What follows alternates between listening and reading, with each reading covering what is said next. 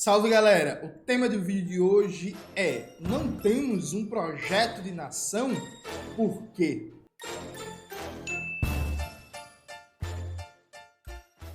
Antes de começar propriamente o tema do vídeo do canal, quero muito agradecer a você que ajuda a manter e melhorar nosso canal a partir do Apoia-se. Seu apoio é fundamental para a gente continuar o nosso trabalho. Note, o homem mais lindo, mais simpático, mais bonito, mais carismático da internet, calma gente, não sou eu, é Luigi. Luigi, né, fez uns reacts aí da minha participação no Inteligência Limitada, o canal do Vilela, eu ia falar Virilha, porque a galera treinou chamando ele de Virilha, o canal do Vilela, e aí tá dando muita polêmica, né, repercussão e tal, e não sei o quê. E aí o Luigi, reagindo a uma fala minha, o Luigi fez algumas análises. E eu vou fazer a primeira vez um react do Luigi. O Luigi já fez 300 mil reacts meus. Inclusive eu agradeço, meu Luigi. Cada react seu traz uns novos inscritos pro canal, traz uma galera nova. E eu vou fazer agora um react do Luigi. Uma discordância tranquila, calma, respeitosa, com um cara que eu gosto muito, que eu admiro muito, que eu prezo muito, que é o nosso querido Luigi. Veja, o Luigi está reagindo a um trecho que eu estou falando sobre a falta de reformas estruturais de enfrentamento ao neoliberalismo nos últimos 30 anos no Brasil, né? Aí vamos ver aqui o argumento que o Luigi coloca para a gente fazer um debate bem massa. Produzida a partir da exploração dos recursos naturais, não para as necessidades do povo trabalhador, mas para a exportação no mercado mundial e enriquecer meia dúzia de bilionário de barão. O que é que a gente precisa? Olha lá, sobre o comentário dele das escolas lá, né? Mas não dá para fazer 100 mil casas em 4, 8, 12 anos. Isso precisaria ser um projeto de nação. E o próximo... Bom, isso é o que a gente estava discutindo ontem, né? Assim, gente, sem querer cortar o argumento do Luigi, que eu vou deixar ele ter tempo aí de desenvolver, mas dá para fazer 100 mil casas no Brasil em 4 anos, né? 100 mil casas dá 25 mil casas por ano. Para o governo federal isso é nada, viu? A gente não tá falando da prefeitura de Pindamonhangaba do Sul, a gente não tá falando da prefeitura de Abreu e Lima, a gente tá falando do governo federal. Os recursos da União, a possibilidade... Só para dar um exemplo para vocês, só para ilustrar assim, esse ano, viu gente? Esse ano a gente vai estar pagando 700 bilhões, com B de bola, em juros e serviços da dívida pública. Isso é recurso suficiente para acabar com todo o déficit de moradia ou todo o déficit de creche no Brasil. Perfeito? Então assim, não dá, Luigi, pelo amor de Deus, não, Luigi. Ó, construir 100 mil casas, 100 mil moradias populares em 4 anos, construir 50 mil escolas em 4 anos, abrir 80 mil vagas de creche. Nada disso é muito, não, a nível de governo federal. Claro, não dá para fazer com o novo teto de gastos. Aí, realmente, né, quando você tem uma política fiscal que tira dinheiro da saúde, da educação, da cultura, do lazer, do meio ambiente, da infraestrutura, etc, etc, etc, aí realmente não dá para fazer quase nada. Mas veja, a nível de capacidade orçamentária de recurso do governo federal, isso é o famoso nada, né? Praticamente. Mas vamos lá. A gente estava discutindo hoje que o Brasil, cara, eu entendo a crítica e tal, mas pá, o PT não fez todas as reformas de todos os tempos do Brasil. Cara, é assim, a gente não tem um projeto de nação, cara. Não tem um projeto de nação. E aí tem uma coisa que eu discordo aqui, e eu não sei a posição de vocês, mas eu pelo menos, eu acredito que há uma ilusão no tal aprovação. Ele tinha tantos por cento de aprovação. A tal da aprovação... Então vamos lá, gente. Vamos lá. Veja, ninguém pediu para o PT, para o governo Lula e tal, resolver todos os problemas do Brasil. Inclusive, na entrevista do Inteligência Limitada, eu falei, ó, o Lula não é um revolucionário, o PT não é um partido revolucionário, todos os problemas fundamentais só vão ser resolvidos com a Revolução Socialista, com a conquista do poder pela classe trabalhadora, inclusive vão levar tempo, né? A China, por exemplo, teve uma revolução em 49. A China só conseguiu ser um país ponta de lança na produção de ciência e tecnologia 60 anos depois, sabe? É isso, assim. Cuba, por exemplo, Cuba teve uma revolução em 49. Cuba demorou um bom tempo, mais ou menos uns 10 anos, para formar a quantidade de médicos suficientes e para montar um aparato de saúde universal que cobrisse toda a população, né? Então, assim, veja, ninguém, ô Luiz, deu uma caricaturadazinha aqui, viu? Ninguém falou que o Lula tem que resolver todos os problemas do Brasil. A pergunta que eu fiz foi, qual foi a reforma que o Lula tentou fazer? Porque veja, gente, Eu vou dar um exemplo para vocês. Quem acompanha meu canal tá vendo que eu venho falando muito, por exemplo, do governo Gustavo Petro, né, e Francia Marques na Colômbia, que eu avalio como sendo um bom governo. Eu que sou comunista, não fico feliz só com um governo reformista. Agora, dentro das possibilidades de mudança numa ordem capitalista, o Gustavo Petro e a Francia Marques estão indo bem. O Gustavo Petro não se propôs a fazer todas as reformas do mundo na história da Colômbia, não. E é a primeira vez que a Colômbia tem um presidente de esquerda. O governo Gustavo Petro está encaminhando a reforma agrária, está lutando por uma reforma trabalhista de verdade, para criar direitos, não essa que a gente viu nos últimos tempos no Brasil, no governo golpista do Michel Temer. Está defendendo uma reforma previdenciária, né, uma reforma também para ampliar o direito de aposentadoria, ampliar a cobertura, e está lutando pela criação de um SUS na Colômbia, de um Sistema Único Nacional de Saúde que a Colômbia não tem. Então, por exemplo, o governo Gustavo Petro não está enfrentando a questão, por exemplo, das construtoras. O governo Petro não está propondo, nesse momento, a construção de uma empresa pública de construção civil para mudar a dinâmica produtiva do território, ampliando, indo no sentido de uma reforma urbana, em que a moradia seja pensada como um direito universal. Alguém já me viu cobrar isso do governo Petro? Claro que não, porque eu entendo que o governo Petro escolheu bem as reformas principais, porque, veja, são reformas que tocam muito na vida das pessoas. Aposentadoria, né? Aposentadoria, saúde, direitos trabalhistas e reforma agrária e terra. Se ele consegue essas 4 reformas fundamentais, ele cria um grau de popularidade, um grau de enraizamento na consciência popular, uma mudança com a correlação de forças, que aí daria para o governo Petro tocar em outras reformas fundamentais que, nesse momento, não são a prioridade do governo. A prioridade do governo Petro não é a reforma urbana, por exemplo. Não é, por exemplo, mudar o marco de controle das multinacionais atuantes na Colômbia. O governo Gustavo Petro não está avançando num debate sobre uma nova lei de remessa de lucros muito mais dura, sobre a obrigação de transferências tecnológicas, enfim, tem uma série de coisas que dá para dizer que o governo Gustavo Petro não está tocando a nível de reforma, mas está tocando alguma. O governo Chávez, na Venezuela, fundamental. Tem vídeo aqui no canal, por exemplo, porque eles odeiam o Hugo Chávez, bota na tela, Maxwell. O Hugo Chávez tocou várias reformas, mas não tocou outras. Só para vocês terem uma ideia, o sistema tributário da Venezuela é um sistema tributário muito regressivo. O governo Chávez não fez uma reforma tributária progressiva. Ele desonerou o consumo, né? Mas ele não onerou rendas e ganhos de capital em contrapartida. O nível de controle da conta de capitais da Venezuela é muito frágil. Inclusive, a Venezuela, do ponto de vista de controle da circulação de capitais, de controle do mercado financeiro, a Venezuela está aquém da China, viu? A China tem um nível de controle da conta de capitais, de controle do mercado financeiro muito maior que a Venezuela. Muito, mas muito maior mesmo. O Chávez nunca fez isso, né? Nunca enfrentou essa reforma. Alguém já me viu dizer assim, Chávez, você não presta porque você não fez a reforma tributária e não impôs uma reforma no controle da conta de capitais? Não, porque a gente entende as prioridades que o governo Chávez colocou ali nos enfrentamentos. Também a questão, veja, não é que o PT não fez todas as reformas do mundo, não corrigiu 500 anos do Brasil.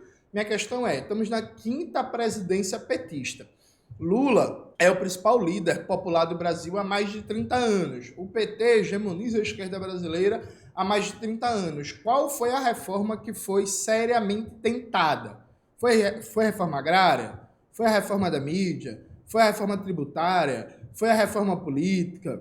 Sabe, foi reverter as privatizações de FHC? Foi fazer uma reforma tributária para ampliar direitos? Foi realmente universalizar o SUS e acabar com a mercantilização da saúde? Foi universalizar a escola básica digna, de qualidade para todas as crianças e adolescentes do Brasil, tipo no modelo CIEP? Foi universalizar, garantir que todo jovem brasileiro e todo brasileiro que queira fazer universidade tenha acesso a uma universidade pública gratuita de qualidade? Tipo assim, foi começar um novo processo de industrialização, de complexidade produtiva. Qual foi a reforma? Veja, não é política pública. No Inteligência Limitada, inclusive, Eu falei das políticas públicas importantes do PT. Eu falei do Bolsa Família, eu falei do Luz para Todos, eu falei da valorização do salário mínimo, eu falei da política de cisternas. Inclusive, toda vez que eu vou fazer uma análise sobre a popularidade do governo Lula, a popularidade do Lula do PT, eu falo dessas políticas públicas. Isso está muito bem debatido, por exemplo, no meu vídeo sobre junho de 2013 ser responsável pelo fascismo. Então, assim, ninguém está negando que teve políticas públicas importantes. Mas qual foi a reforma que foi tentada? Não é possível, gente, que em 30 anos, mandando na esquerda brasileira, hegemonizando na esquerda brasileira, não dá para tentar uma reforminha, assim, só para a gente ter uma alegria, sabe?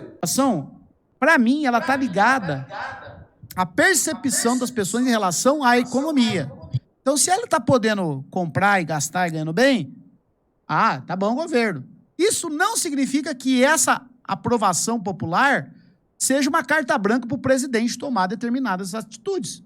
Não significa que a população iria apoiar o Lula, sei lá, passar alguma coisa assim, tipo, a partir de hoje está proibido o ensino privado no Brasil. Todo ensino é gratuito. Nossa, mas ele tem 80 e tantos por cento de aprovação popular.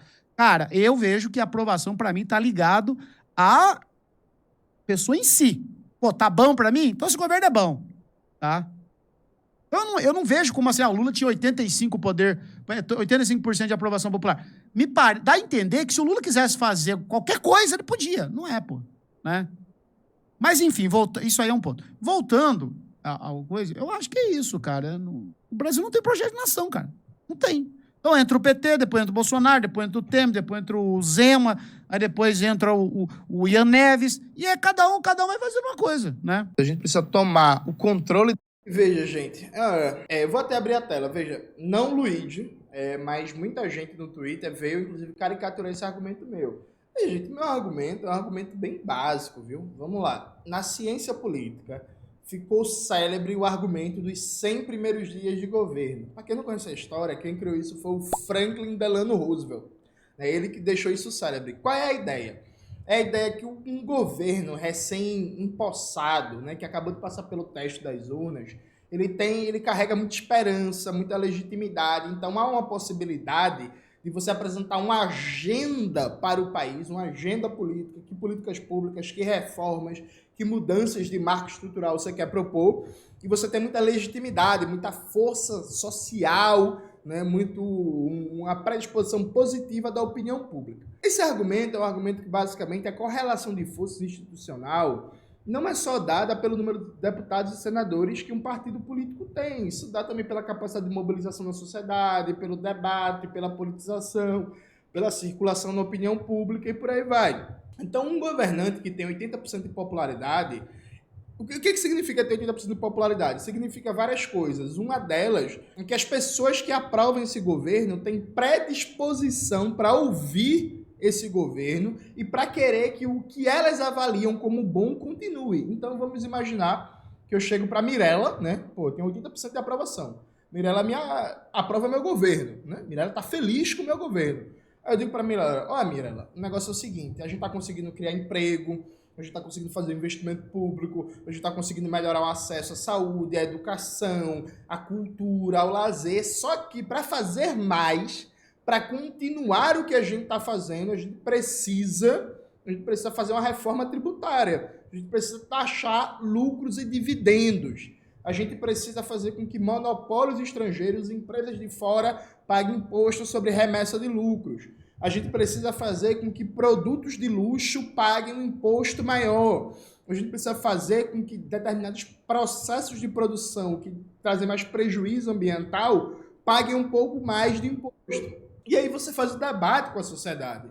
Você vai às cadeias de rádio e TV, você explica o tema, você fica falando, agitando e organiza debates em universidades, em sindicatos, em praças, em movimentos sociais, chama o debate, apresenta um decreto, né, para forçar o Congresso ali a se posicionar, depois apresenta um projeto de lei, chama a sociedade para debater com os deputados, a pressionar os deputados, vai ter movimento, vai ter confronto, vai ter politização, e aí você vê se o projeto é aprovado ou não. Aí a pergunta que eu quero fazer para vocês, meus queridos e minhas queridas, quando foi que o governo Lula Né? Quando foi que o governo Lula chamou as cadeias de rádio e TV para dizer assim, ó, eu quero fazer uma reforma agrária, eu quero fazer uma reforma tributária, eu quero fazer uma reforma da mídia, eu quero fazer isso e aquilo, e eu preciso da população, eu preciso que você se mobilize, eu preciso que você pressione os deputados e senadores, preciso que você debata, eu preciso que você faça a manifestação de rua. Quando foi que isso aconteceu, gente? Sabe? Tipo, nunca aconteceu. Então não é um cheque em branco. Ninguém acha que porque um cara tem 80% de popularidade, ele pode fazer tudo. Ninguém acha isso. Eu nunca disse isso. Isso não está dito no podcast. O que está dito, e aí me diga se isso não é verdade, que é uma figura que tem 80% de popularidade, ela tem condições de comprar um debate político e ganhar a opinião pública nas instituições, mudando a correlação de forças nas instituições. E eu faço uma provocação. Então quer dizer que é isso? Quer dizer que um presidente com 80% de aprovação não pode mudar nada só porque ele não tem maioria no Congresso. Então, gente, como eu sempre digo, é melhor a gente morrer. É isso, gente. A gente não vai conseguir. Veja, não estou nem falando de revolução. Estou falando o seguinte, veja. A gente nunca teve maioria no Congresso. E com esse sistema político, a gente nunca vai ter. E fazer uma reforma política que muda esse sistema político já é uma reforma. Então, vocês estão dizendo, por premissa, né? Vocês não falando pro Luigi, falando pro, inclusive, muita gente que me criticou por essa fala. Então, vocês estão dizendo, por premissa, aqui para mim, que não dá para fazer reforma nenhuma. Veja, não estou falando de revolução. Não dá para fazer reforma nenhuma. É isso. Porque tem maioria, porque tem minoria no Congresso. É isso, perfeito. Então, o que vocês estão dizendo é que a gente vai passar o resto da vida, e a gente nunca vai ter reforma urbana, a gente nunca vai ter reforma agrária, a gente nunca vai ter uma escola digna, universal, a gente nunca vai ter um SUS foda que funcione de verdade, sem precarização e tal, a gente nunca vai ter transporte digno, a gente nunca vai erradicar o desemprego, a gente nunca vai erradicar a fome, a gente nunca vai conseguir fazer nada a não ser um governo que melhore um pouquinho aqui, que melhore um pouquinho ali. É isso, gente. É melhor morrer. Vocês entendem? Ou a gente morre ou a gente começa a pegar em armas agora. É isso. Se não dá pra fazer nada, se não dá pra mudar nada, não é isso, não dá pra fazer nada, não dá pra mudar nada, ou a gente decide que é melhor morrer, ou então desistir da política e cuidar da vida, né? E, sei lá, tentar trabalhar, se fuder, estourar as costas, ter burnout, tentar ter uma condição financeirazinha um pouquinho melhor. Ou a gente vai pegar em armas amanhã, dar tiro nos outros, levar tiro para ver se consegue alguma coisa. Porque é isso, não dá para fazer movimento de massa nenhum. Aí eu apelo sempre para a história. Como foi que a gente criou o SUS então, gente? Como foi que a gente criou as escolas públicas? Como foi que a gente criou as universidades públicas?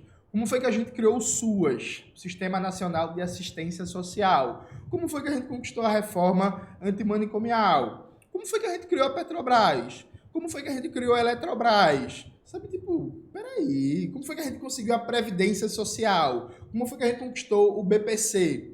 Sabe, tipo, peraí, gente, a gente nunca teve maioria no Congresso, não. E aí, modesta parte, a gente tem coisas importantes. Eu acabei de dizer que a Colômbia está lutando agora para construir um SUS dele, né? A gente já tem um SUS. Como foi que a gente conseguiu se a gente não tinha maioria no Congresso? E o que foi que aconteceu da época, por exemplo, da criação do SUS para cá? Mudou o céu do Brasil, mudou o povo do Brasil, mudou a terra, a água está diferente. Antes a gente conseguia mobilização, a gente conseguia pressão, a gente conseguia pautar o debate público e agora é impossível. Que argumento é esse, gente? Sabe? Tipo, aí o meu camarada Luigi, ele fala assim, a gente não tem um projeto de nação. Então, gente, veja, eu não estou dizendo que a culpa é exclusivamente de Lula, do PT, de nada não. Mas vamos lá. A burguesia, ela faz a parte dela. Qual é a parte da burguesia? É explorar a classe trabalhadora, é defender privatização, é querer se apropriar das riquezas, é fuder a gente. Eles estão fazendo deles, tá ligado? A parte da gente, classe trabalhadora, é criar organizações, criar partidos, fazer política pra gente não se fuder e, no limite, vencer a burguesia. Perfeito? Perfeito. Então, assim, a burguesia, a mídia burguesa desinformar, a mídia burguesa mentir, defender privatização, ataque de direito trabalhista, defender o Jorge Paulo Lemann, que fraudou e roubou 40 bilhões e demitiu um bocado de gente nas Americanas, defender a Braskem, a mídia burguesa, a burguesia tá fazendo deles. Qual é o nosso? Aí o Luigi fala assim, não, a gente não tem um projeto de nação. Mas peraí, porra. Então, assim, quem é que manda na esquerda brasileira? É Mirella, minha esposa? É Maxwell, que tá aqui editando esse vídeo? Assim, não, gente. Assim, quem hegemoniza, quem lidera a classe trabalhadora brasileira, por exemplo, eu nunca neguei que o PT hoje é o partido que tem mais penetração popular. Mas aí vem cá, gente. O PT lidera, Lula lidera. Então quem é o responsável, o principal responsável por a classe trabalhadora brasileira não ter um projeto de nação? Que aí eu concordo com o Luiz. A gente não tem um projeto de nação com peso de massas, uma compreensão de onde a gente está, quais são os nossos desafios, o que é que a gente tem que fazer, como é que o Brasil vai estar daqui a 15, 20, 40 anos. Isso não está colocado na conjuntura brasileira. Mas peraí, gente. Quem lidera não tem responsabilidade, não? Vamos lá. Quem lidera não tem responsabilidade, não? Porque, por exemplo, a galera fala assim, e eu já usei esse argumento várias vezes, o PCB antigo, né? É um dos principais responsáveis pelo golpe de 64, porque não preparou a classe trabalhadora para a resistência. Eu concordo, porque o PCB era o partido mais forte da esquerda marxista, comunista na classe trabalhadora antes do golpe. Se a gente não estava preparado para o golpe, levou um golpe de otário, sem nenhuma capacidade de resistir, tem responsabilidade sim do PCB. Que a gente tem que cobrar a responsabilidade de quem lidera, porque, veja, é muito gostoso esse negócio. Eu vejo muito isso em todos os movimentos estudantis, movimento sindical, na política eleitoral. É muito gostoso ser líder, né? Porque o líder manda, o líder decide, o líder é o mais adorado, o líder é o que tem mais espaço e tal. Não, beleza, todo mundo quer ser líder, mas o líder não tem responsabilidade, não. É igual no futebol. No futebol, por exemplo, se Messi joga mal, não é que é culpa sozinha de Messi. Mas a gente vai dizer assim, porra, Messi, tu é o líder do time, tu é o melhor jogador do time e tal. Não é isso? Para política é a mesma coisa. Existe a classe trabalhadora. Quem é que hegemoniza a classe trabalhadora? Quem é a organização mais forte da classe trabalhadora? É Lula e o PT, né? Aí a gente não tem um projeto de nação. A classe trabalhadora não tem uma compreensão hoje, nem na perspectiva revolucionária, na perspectiva reformista mesmo. Tipo, o que é que a gente vai fazer para erradicar o analfabetismo? Vamos pensar assim, nos próximos 10 anos. O que a gente vai fazer para erradicar o analfabetismo, para universalizar a moradia popular, para acabar com o déficit habitacional, para universalizar o acesso à água potável, para universalizar o saneamento básico, para acabar de vez com a fome fazendo a reforma agrária. Assim, qual é o projeto que o Brasil quer ser em 10 anos? Isso não está colocado. Essa responsabilidade é centralmente de quem, gente? Aí eu faço uma pergunta para vocês do fundo do meu coração. Do fundo do meu coração, assim. Eu fico emocionado. Vocês acham que o nosso companheiro Luiz Inácio Lula da Silva tenta politizar o povo? Tenta chamar o povo para a luta?